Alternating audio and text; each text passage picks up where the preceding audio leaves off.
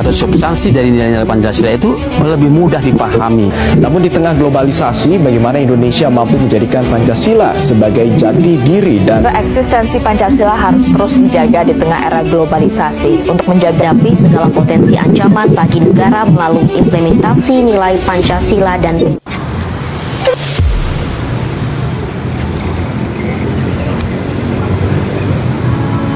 Assalamualaikum warahmatullahi wabarakatuh.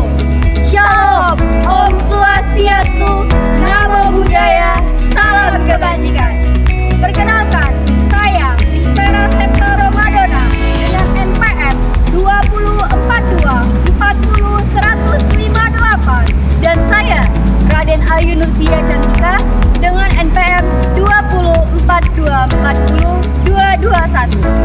Di sini kami akan menjelaskan tentang Pancasila dan tantangannya di zaman sekarang.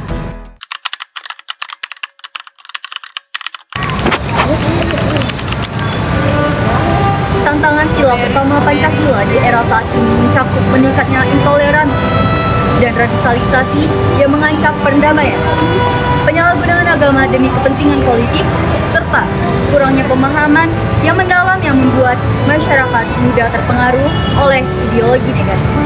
Tidak ketinggalan proses globalisasi yang mempersembahkan tantangan seperti individualisme yang mengikis nilai kolektivitas dan penyebaran informasi palsu atau kebencian platform media sosial.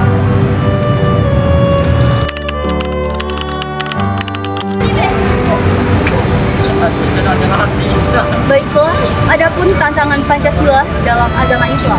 Yang pertama, kurangnya pemahaman mendalam tentang ajaran Islam, sehingga sebagian umat hanya mengikuti tradisi tanpa memahami esensi syariat dan akhlak. Dan yang kedua, pengaruh teknologi dan media digital, termasuk hoax, ujaran kebencian, dan perdebatan keagamaan yang tidak sehat, yang dapat memecah belah umat.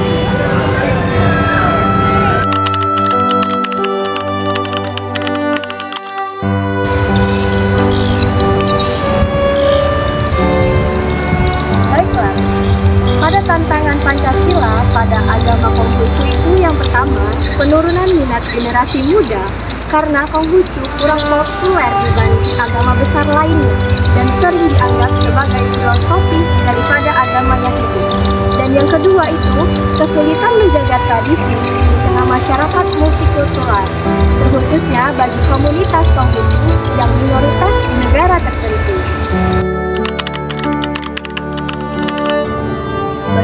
Adapun tantangan Pancasila di dalam agama Buddha, yang pertama, globalisasi dan modernisasi yang mengubah gaya hidup masyarakat, sehingga praktik meditasi, moralitas, dan disiplin Buddhis sering terpinggirkan.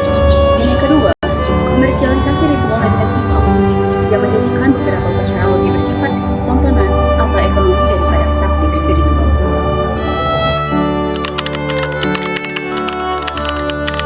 Tantangan Pancasila pada agama Hindu itu yang pertama, pengaruh globalisasi dan modernisasi yang membuat nilai-nilai tradisi Hindu sering dianggap kuno dan tidak relevan oleh generasi muda. Dan yang kedua, tantangan menjaga adat dan tradisi, terutama pada komunitas Hindu yang tinggal di perkotaan atau lingkungan multikultural. Pancasila dalam agama Katolik. Yang pertama, penurunan partisipasi umat dalam misa dan kegiatan gereja, terutama di kalangan generasi muda yang lebih sibuk dengan dunia digital dan hiburan. Dan yang kedua, kurangnya pemahaman mendalam tentang ajaran Katolik.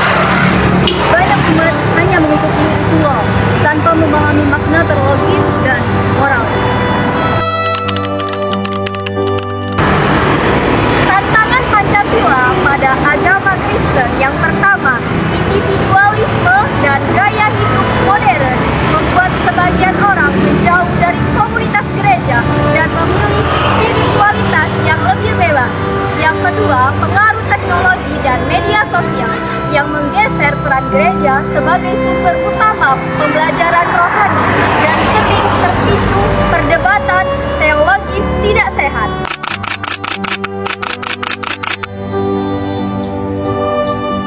tantangan untuk sila kedua, yaitu kemanusiaan yang adil dan beradab. Pada zaman sekarang, termasuk peningkatan individualisme, maraknya konten kebencian dan hoax di media sosial, serta tingginya ketimpangan sosial ekonomi.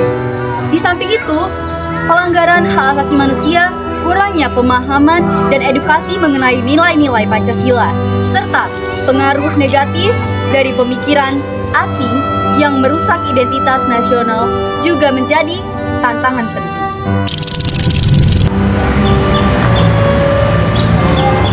Baiklah, pada tantangan Pancasila sila ketiga, yaitu persatuan Indonesia di zaman kini, meliputi individualisme yang melemahkan solidaritas, penurunan moralitas, konflik yang disebabkan oleh isu sara atau suku, agama, ras, dan antar golongan, dampak buruk dari media sosial, radikalisasi, serta tantangan ditimbulkan oleh arus globalisasi dan budaya asing.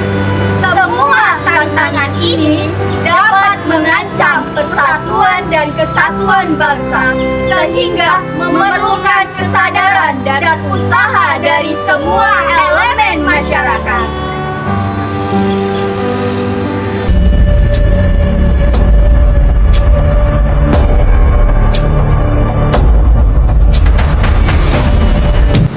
Tantangan sila keempat, yaitu kerakyatan yang dipimpin oleh hikmat kebijaksanaan dalam permusyawaratan perwakilan, yaitu masalah dalam sistem demokrasi dan pemerintahan, korupsi, kolusi, dan nepotisme atau KKN.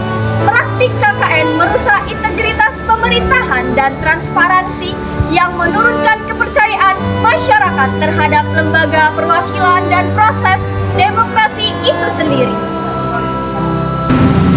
Tantangan sila kelima di era modern mencakup kesenjangan ekonomi serta sosial yang semakin melebar, korupsi dan nepotisme, birokrasi yang lambat, serta pengaruh globalisasi dan teknologi.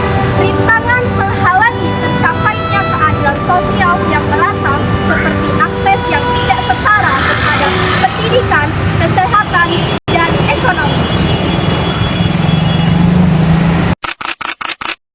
Itulah penjelasan singkat dari kami tentang Pancasila dan tantangannya di